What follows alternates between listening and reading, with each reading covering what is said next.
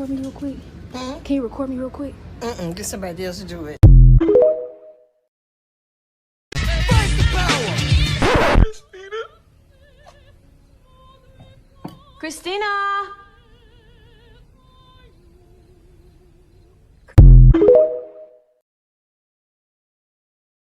We ain't fighting no more.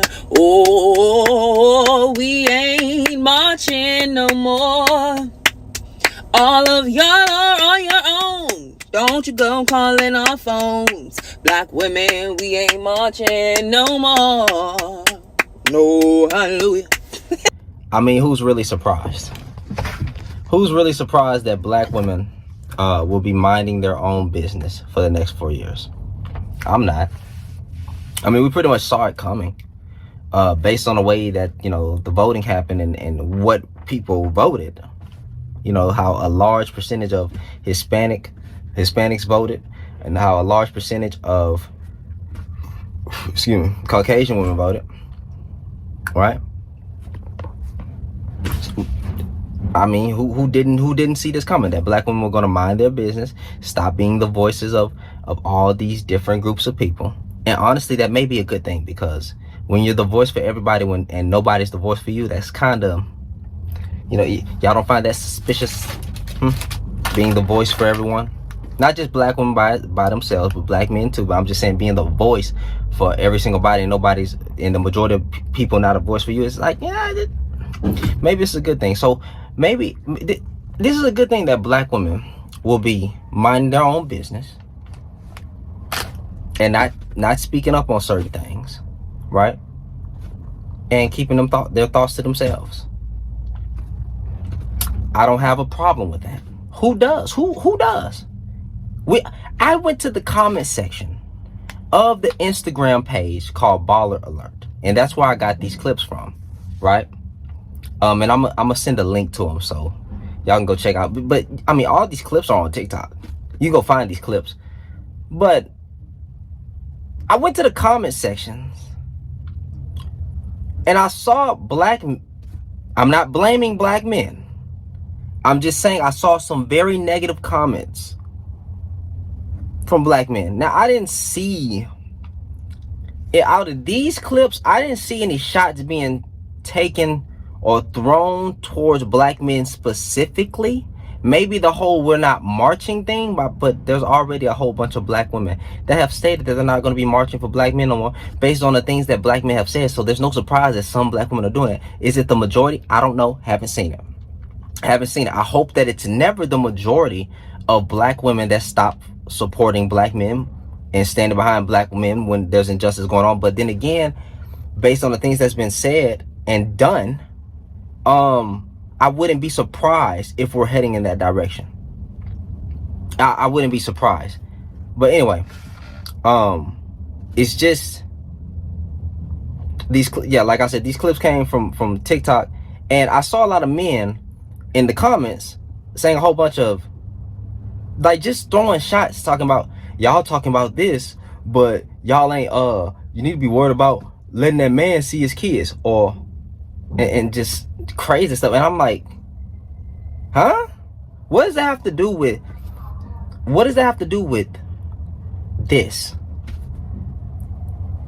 Majority of women are not keeping their children. You know what? I'm not even gonna address that. But I just, basically what I'm saying is, I saw a whole bunch of negative comments from black men. I even saw black men saying, "Oh, so y'all finally go shut up and be quiet. Trump gonna make America great again." Listen, Trump is the president now. That's what the guy said. The guy said in the comment section, talking about, y'all finally go be quiet. Trump gonna make America great again. Let's see, man. Let's see if Trump will stand 10 toes down on fixing the border and everything that he said. And I want, like I keep saying, I want black folks to give Trump the same amount of criticism. I want people to give Trump the same amount of criticism that they didn't give to Kamala. Oh no, that they did give to Kamala. Right? I want y'all to give the same amount of criticism. Please do. When he doesn't come through and do the things that he said he was going to do. Give him the same criticism. But basically, I'm just saying, I saw a lot of negative comments. And it's like, bro, it is what it is. This is how a lot of women feel. And this is their response. Can't be mad at that. What are we mad at that for? What are we leaving negative comments on that for? We'll see what happens, but this is the outcry of a lot of, not an outcry, but this is the response of a lot of black women saying that they just gonna mind their business. And honestly, I'm all for it. I think it's about time. I think like, I'm not trying to say this in an immoral way, because again, I do love the Lord. I am Christian, so I'm not trying to say anything wrong. I think you have a moral obligation when you see wrong to call it out. And if you can save someone's life or defend someone from something bad happening, I think you have a moral obligation to do that. But as a group of people, though, like us being the voices of every other demographic of people, and they're not doing the same for us, is crazy. And we suffer greatly.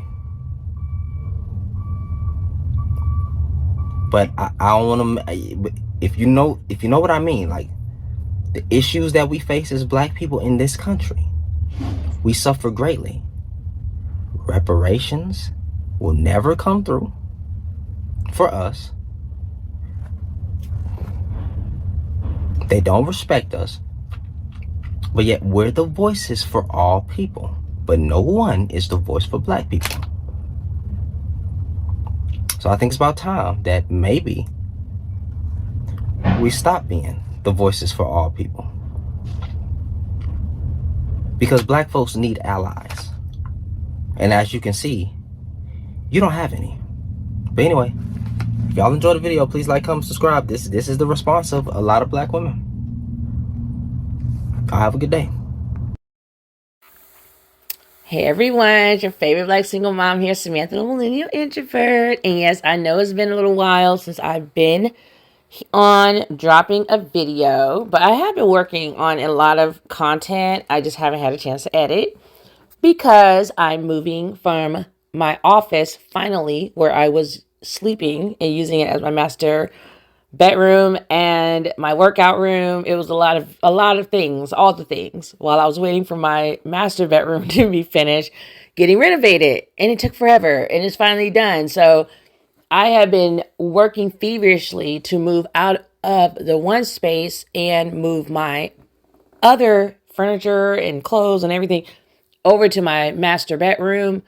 So yeah, and partly why I was doing that was to prepare my office so that I can actually do my videos and get like lots of work done, you all. So when you're not hearing from me, I am still busy working for my black single mothers and our babies and all those great things. So I'm here talking today about our new president-elect, Donald Trump.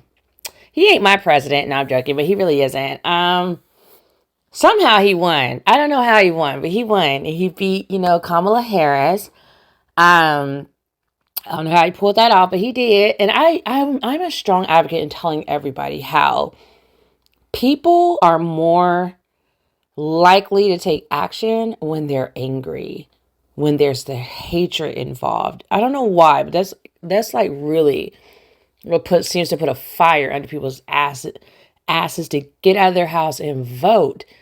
And over the years, I have been heavy in these political spaces. I'm really into politics.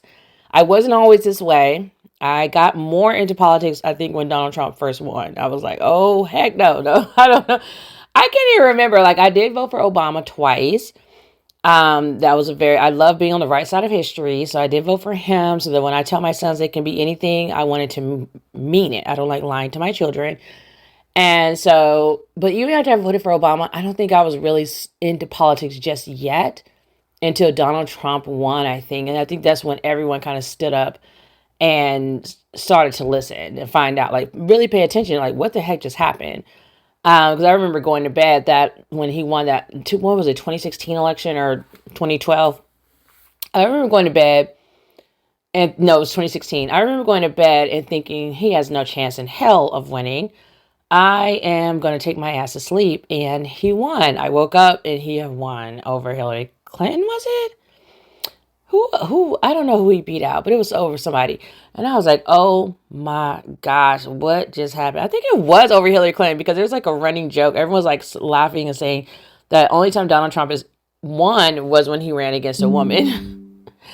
That's not really funny though. That's like putting it like dissing. That's dissing women if you think about it. But that's neither here nor there. So we, I think we did a great job still coming out as strong as we could to vote for Kamala, but it could have been so much better. I saw a lot of Black men, and just Black people in general coming on different platforms and saying that they were not going to vote at all. They're mad at the Democrats for never doing anything for them. And so they're just going to opt out of the process. And that's just not how things work in a democracy. You have to be a part of the process, whether you like it or not, or you are basically choosing whoever wins because you didn't vote and you didn't make your voice heard and you didn't select yourself. So you're allowing someone to select for you. And then I heard a lot of Black male / incels basically saying they're going to vote for Trump. I think that just comes from them, just their hatred of women, especially Black women. So that was about 20% of Trump's vote. And that little cohort, that Black male incel voting bloc, actually increases for the Republican side every like the last few elections, ever since Obama, they switched from him over to Republican side, and it just keeps increasing every election. You all, speaking of that, I want to remind everybody, make sure to vote every time your county, state, city, district, whatever elections coming up, let your voice be heard. Help select who is making decisions for you and your family. It could be the judge, it could be the mayor, it could be the sheriff, it could be, a special election for your senator or a congressperson who's in the House. Make sure you vote. I am going to go online as well and try to find out how to get alerts. I really think they make it complicated.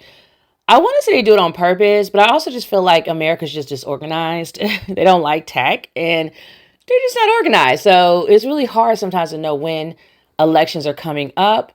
But please go to your state board of elections website if you have to and ask them, give them a call or shoot them an email or however you need to contact them and just say, hey, can you tell me how I can be notified of elections that are coming down the pipe that are, in the future, like as far as like local, state, and federal elections? Because I always tell people that by the time the federal election happens, or what we know as a presidential election, by the time that election happens, all the hard work has already been done. The people who make the laws are Congress. So by the time you choose the president who has to work with Congress to get almost anything done, you already have majority of the Congress people sitting in their butts in seats, and you may have like a few Congress people that you selected during the presidential election year, but majority of those people have already been chosen during the midterm elections and those other special elections. Like if someone dies or, something happens and someone steps down or whatever, say they get arrested and have to go to prison for fraud and embezzling, which seems to happen a lot with these crazy people, these politicians. You're going to get a special election and you don't know when that can happen. That can happen next year. That can happen too, always in between from one presidential election to another one, because there's 4 years in between, of course.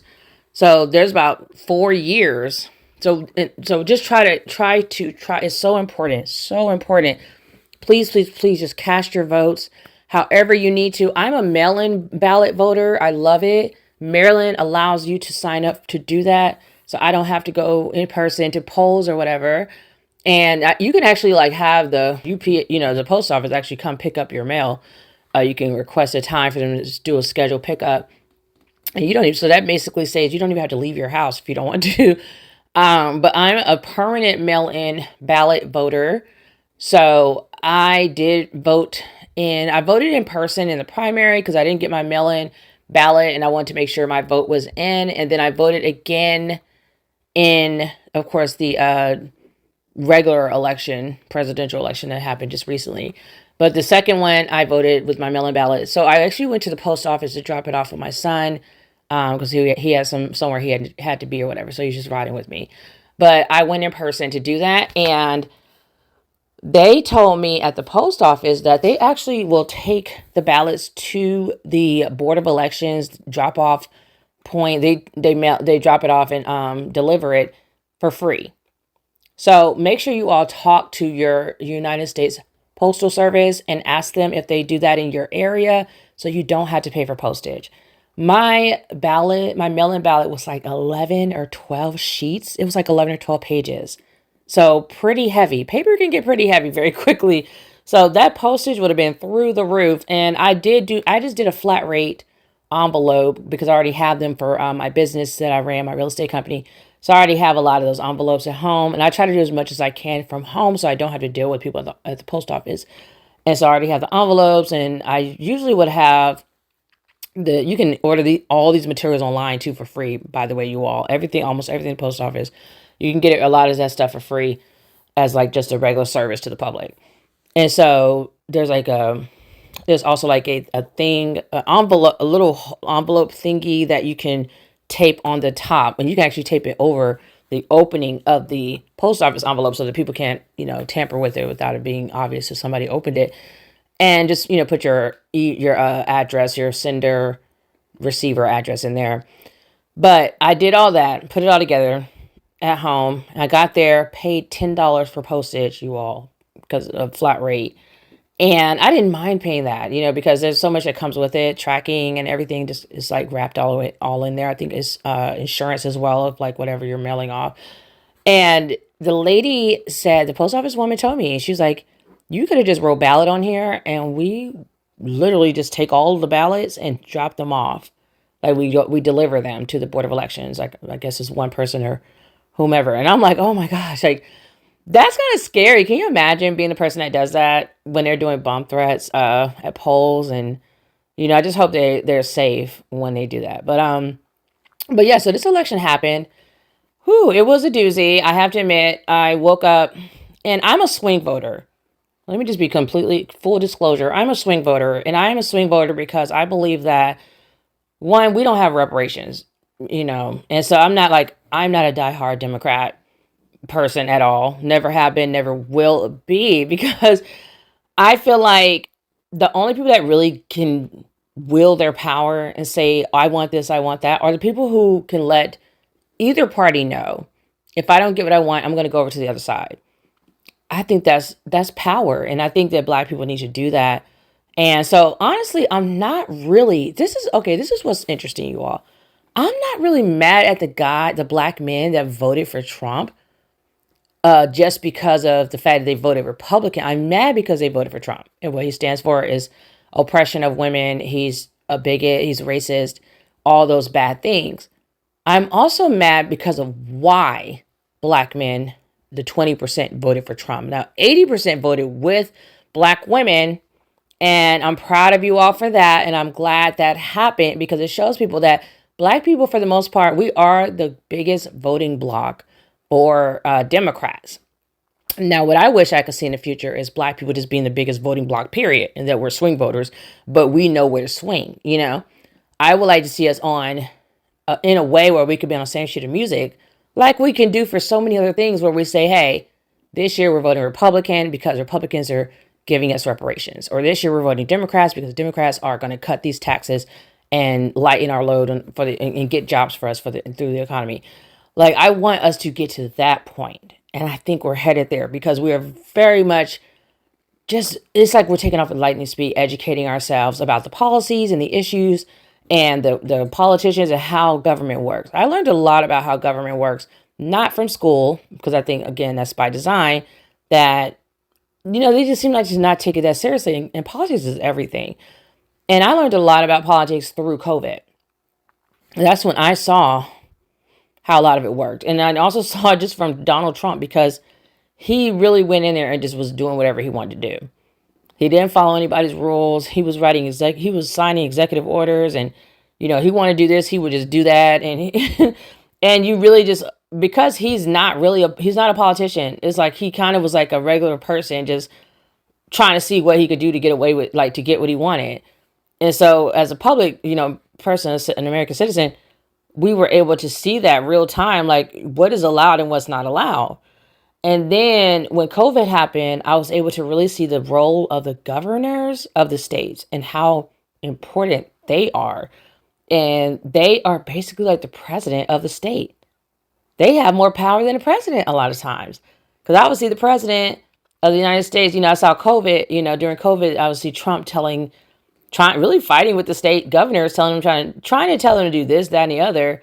And the state governors were giving pushback and like, nope, we're not doing that. At the time, my state governor was Governor Hogan in the state of Maryland, and he can't stand Trump. And he's a Republican. And he did a great job. He did a great job pushing back, did a great job taking care of his citizens in Maryland, people that live in Maryland or Marylanders. And he did such a great job. My dad even liked him. He was like, I see him. He's a pretty great guy. Like, he really liked him. And that's my boomer dad, my black boomer dad, who was a diehard Democrat, saying how cool Hogan was. Like, he really was watching and very proud of how Governor Hogan handled things. And it's funny because I'm from Virginia. I grew up in Virginia for most of my life. I'm a military brat, but I grew up there for most of my life. And so we tend to, the DMVers, people in the DC, Maryland, Virginia area, I want to say DC people do this as well, but we tend to like kind of pay attention to politics on all the three different areas in Maryland, Virginia, and DC. So even if you're in Maryland, so I'm in Maryland now, but I grew up in Virginia. So like when the states were turning blue or red or whatever during this past presidential election, I was looking like Virginia better turn blue. I'm not in Virginia, but I was like, Virginia better turn this ass blue, because that's my home state. It's always going to be my home state. That's where I'm from. That's where I grew up. I was there since the age of 7, and then I moved back.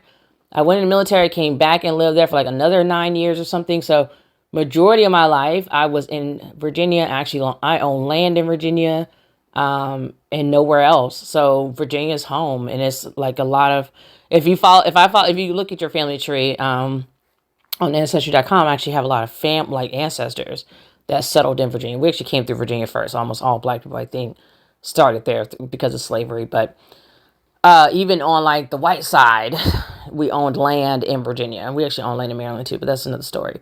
So I was really paying attention, and it was red for a while with Virginia. And I was like, oh my gosh, I'm gonna scream if Virginia stays red.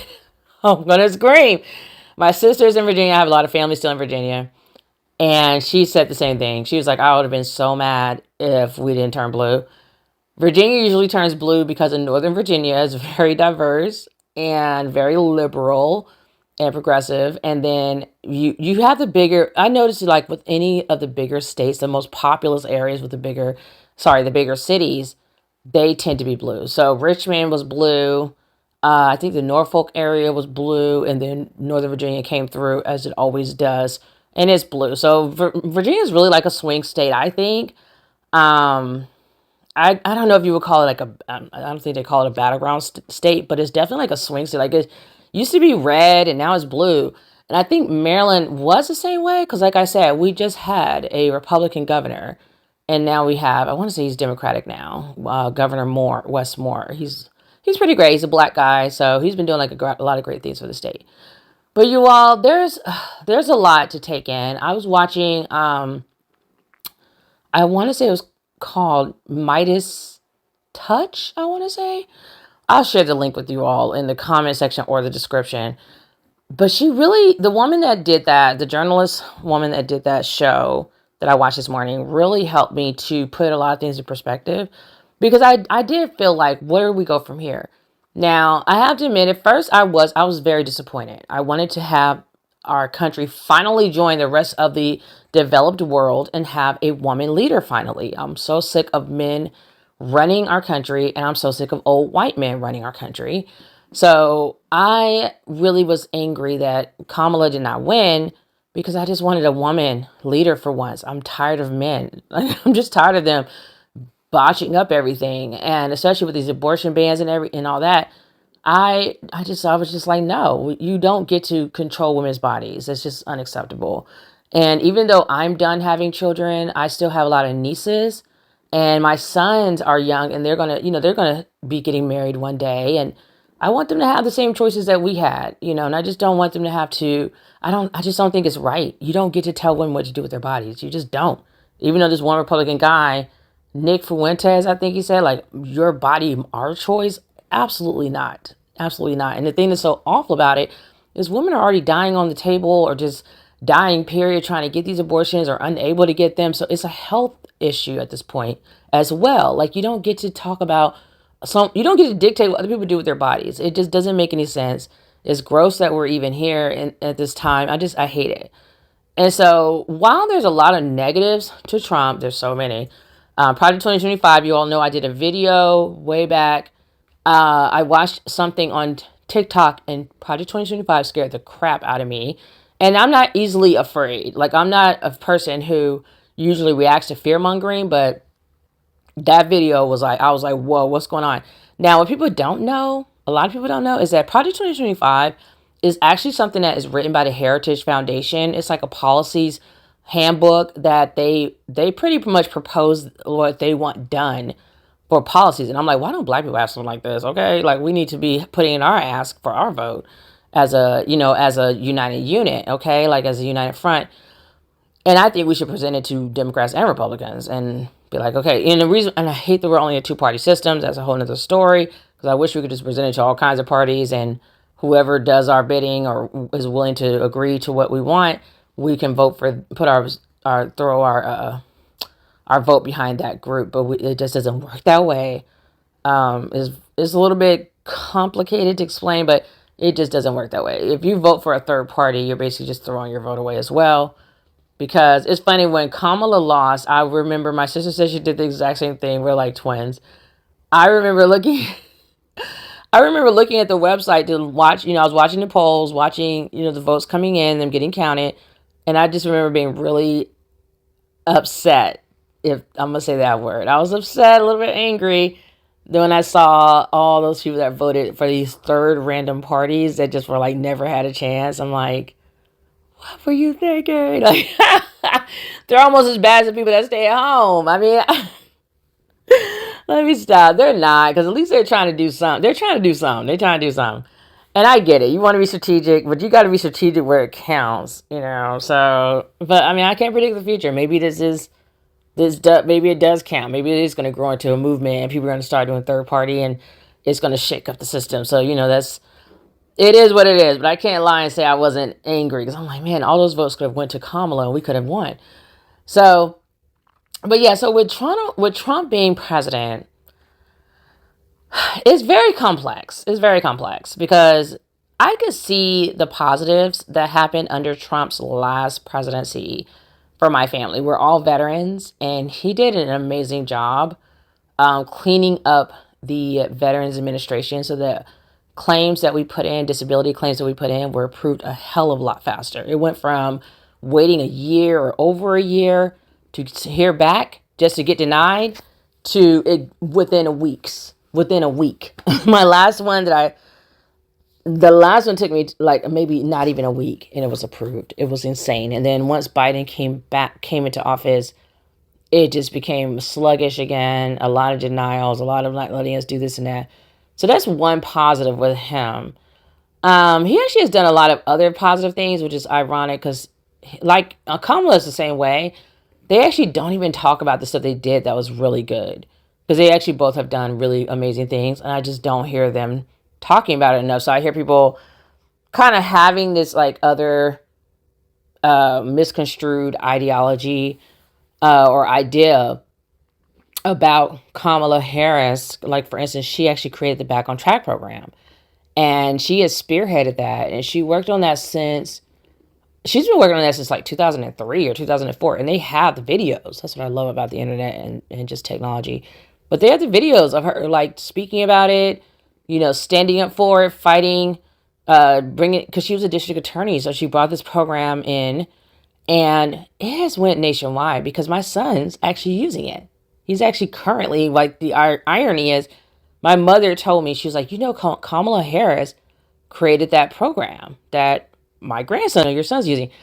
And I was like, oh my gosh, like that was incredible. So that's like something that people don't really talk about, is that she created this program. They just think, oh, she just locked up all these black men, which really it wasn't a lot of black men. And the black men she locked up needed to be locked up. They were committing crimes.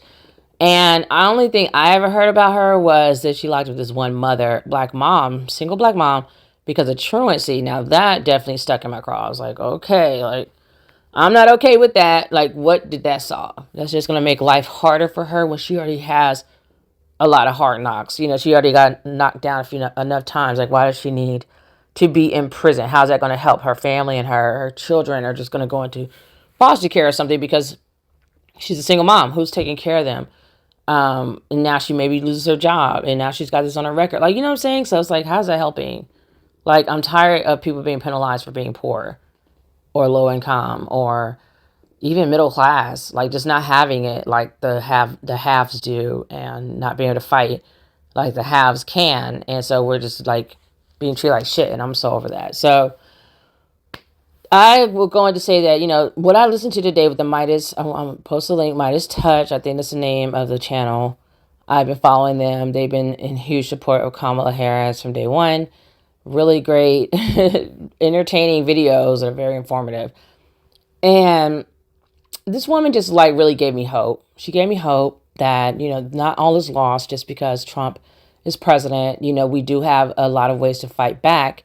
And that's why we do have the Constitution and the Bill of Rights and all these Federalist paperwork that allow you to, it's almost like a checks and balance. It is created so that you don't become a dictatorship. So you can't become a dictatorship because the people still have to speak.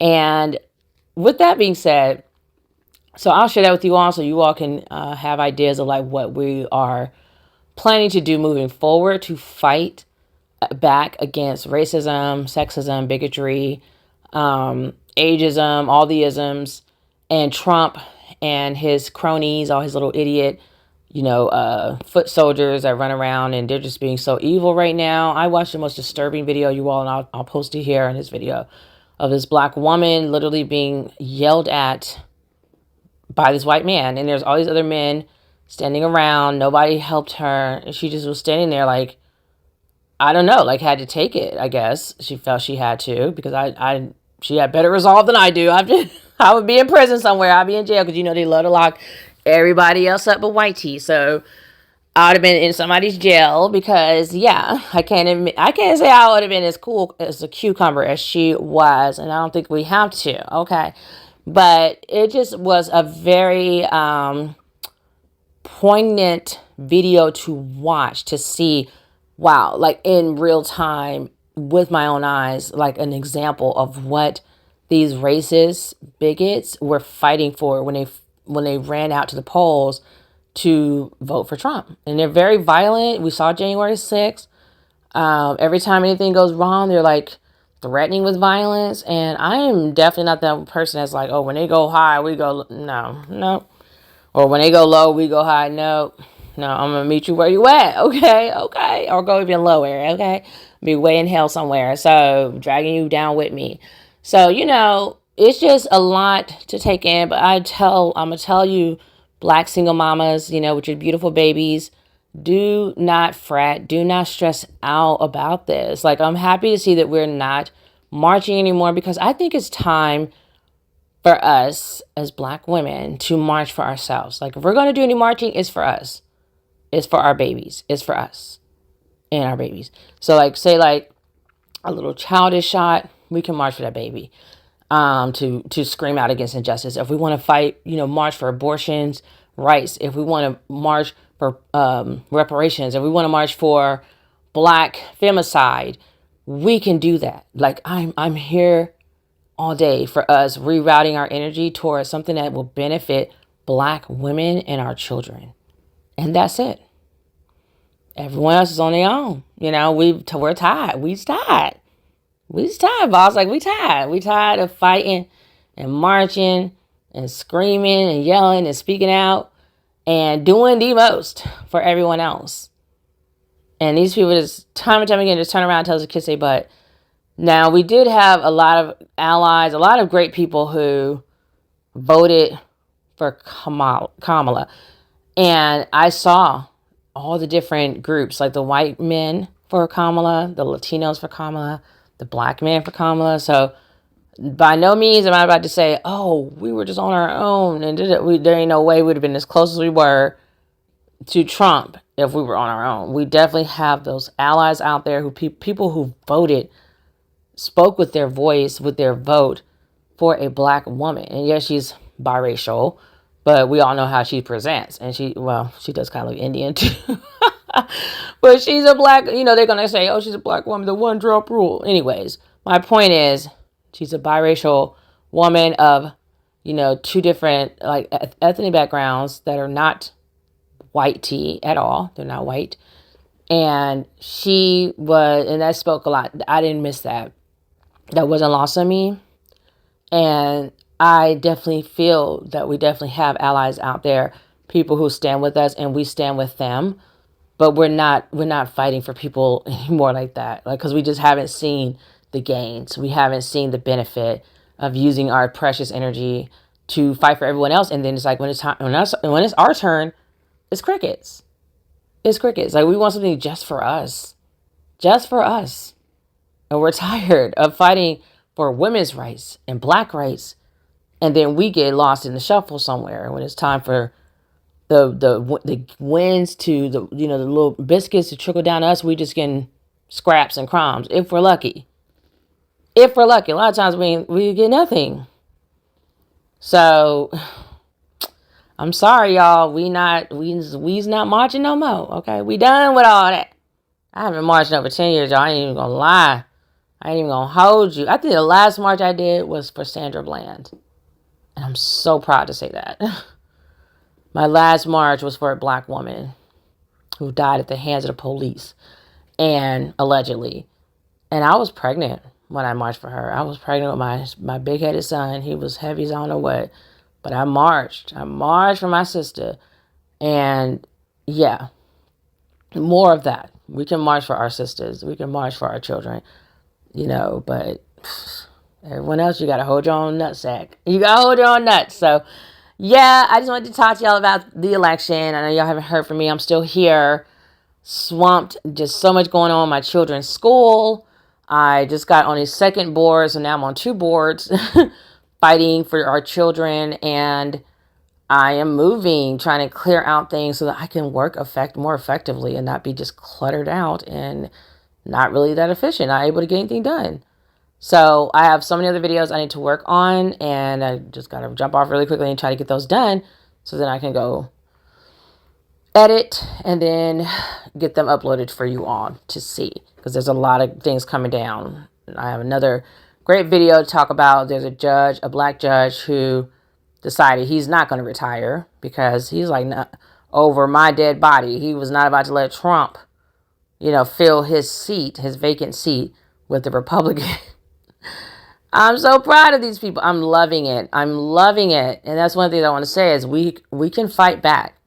Just because we lost this battle doesn't mean we lost the war. Doesn't mean we have to roll over and just sit here and take it. Like, okay, you won, so we can't. No, we're not giving you. We're not handing over our country. We're not giving over democracy. We're going to fight like hell. Every little thing that Trump gets and his little foot soldiers get, his maggot hats, maggot assholes get, they are going to have to fight tooth and nail. They're going to fight so hard to get it. So hard to get it. It's never going to be given to them. Ever. I don't care if Congress is all Republican and the Senate, the House, everybody's Republican. I don't care if all your Supreme Court judges are Republican. Remember I said, you all, in the beginning, or the middle of this video, that the state governors are like presidents too. They can shut a lot of things down. And we also have a lot of federal judges who are not necessarily the Supreme Court, but they're still federal judges who can also shoot things down. So we have We have our arsenal. We still have our army of people, and we can still fight. All those people that voted for Kamala, we're still here. We didn't go anywhere, and we are going to keep fighting until, me personally, I feel like there should be laws where we never have to fight for our democracy again.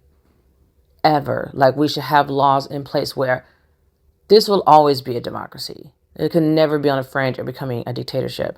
And you'll be surprised when you all watch the video that I post. Please watch it if you get a chance, where they show countries that ended up with a Vladimir Putin and other like dictators for decades and decades and decades, because they didn't fight back when their countries are like being overtaken by these oligarchs or these dictators, these people that I just can't even imagine. Like, one country with like one person in charge for like forever. That's insane.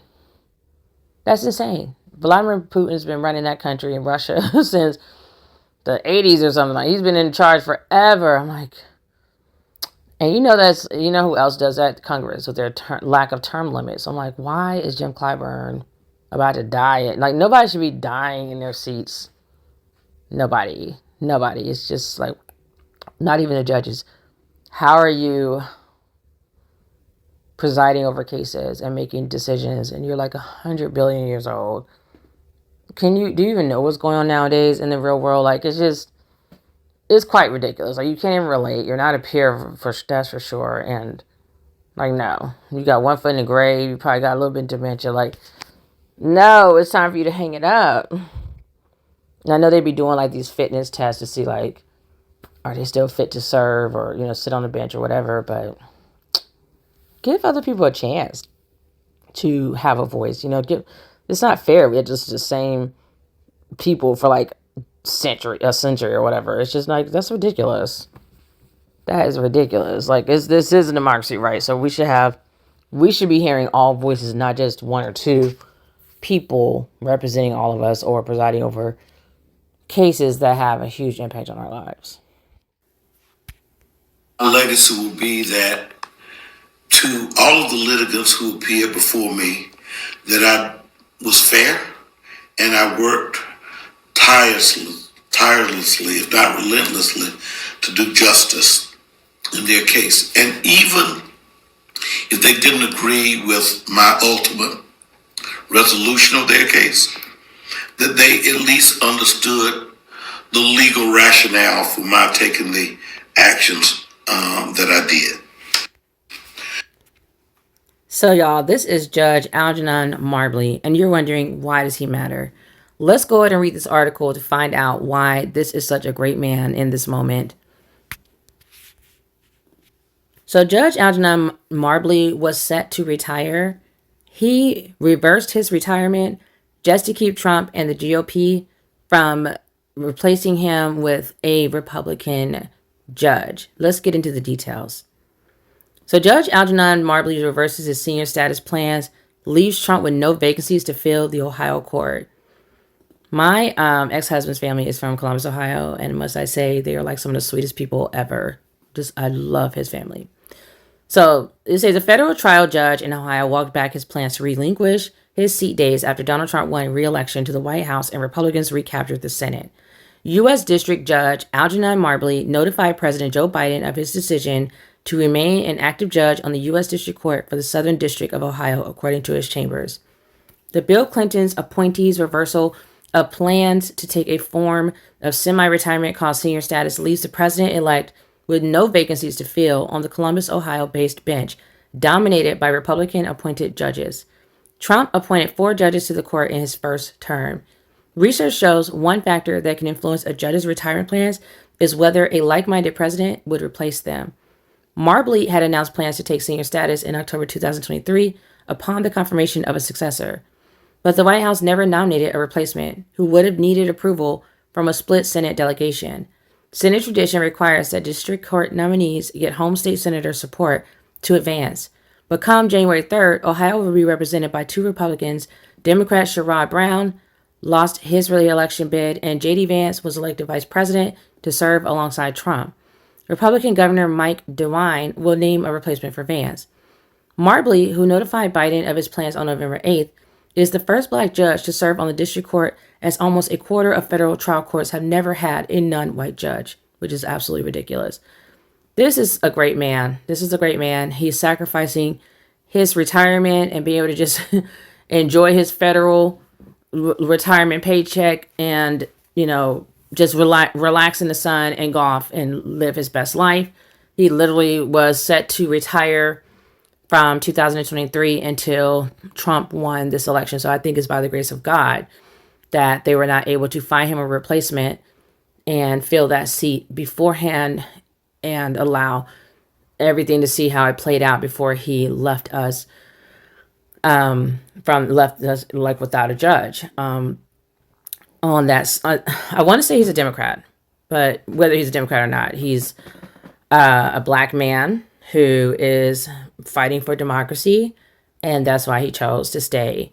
I don't think all Republicans are like Trump. Even Republicans have said they're not like Trump. And I think that we're definitely down a dangerous path where Republicans are just being known for just doing things just for non-black people or the one percenters, being classes, you know, as well as races and sexes. And I just don't think that that's something that should even be legal and something that we need to look at. Like, there's nothing wrong with having policies set forth that are different from another party because you are seeing things a different way and you just want to take, like, say, like, you don't want as much social programs. You want the people to have more of the power. You don't want as much big government or big brother in your households. That's one thing. But to be specifically doing things that's going to affect like half the nation over and to benefit another part of the nation, that's just not what a democracy is to me. It's not what our country should be doing, and it should not be legal. So hats off to Judge Algernon Marbley. He has a great legacy that he's leaving behind, and I'm glad that he's hanging out with us for another probably 4 years at least, just to buy us some time. And I hope that Biden and his cabinet hurry up and fill those other federal judge vacancies before Trump takes office in January. So thank you everyone for watching, and make sure to like, share, and subscribe, and be on the lookout for videos that just start dropping quickly because I have a lot of content already that I'm just going to try to edit as fast as I can and get them uploaded. And I will talk to y'all soon. Thank you to all my new subscribers, and especially my day ones who've been rocking with me from the very beginning. We just made it over 500, and I'm so grateful, and I really appreciate y'all. Y'all are great, and let's do this. Let's fight. You know, let's fight for our democracy and for our rights, and never sleep, because the evil definitely don't. And I'll see you all in the next video. Bye.